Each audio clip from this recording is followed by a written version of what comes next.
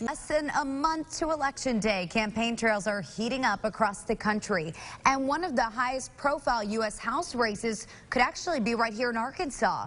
Incumbent Republican for the 2nd Congressional District, French Hill, is working to defend his seat against Democratic hopeful Joyce Elliott.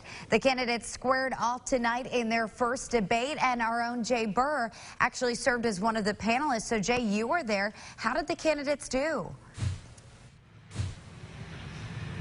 Well, I guess it sort of depends on whose side you're on when it comes to who won the debate. But like you guys mentioned, the Arkansas PBS debate's getting started here. This congressional district seat, as you mentioned, Congressman French Hill, the incumbent, taking on State Senator Joyce Elliott, probably one of the most hotly contested seats in probably the nation, but especially here in Arkansas. And they squared off today for the first and likely last time this political season. And again, I was on that panel. I did get to ask them about broadband infrastructure, the defund the police movement, and also the U.S.'s national debt.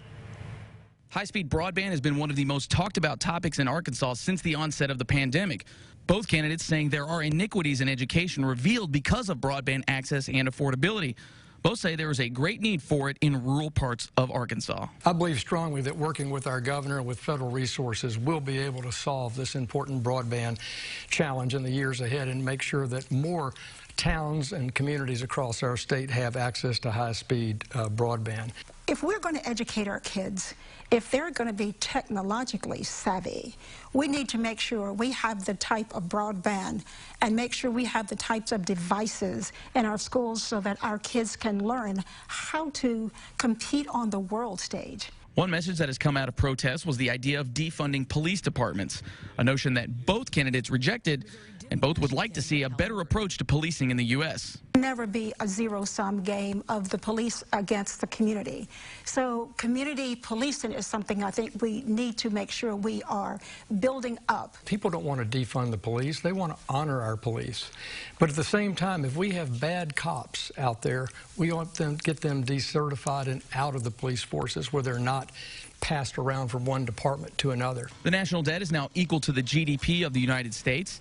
Senator Elliott says the Tax Cuts and Jobs Act that Hill voted for has further put the U.S. behind financially. Hill says that the proposed tax increase of Democrat presidential nominee Joe Biden will stunt growth.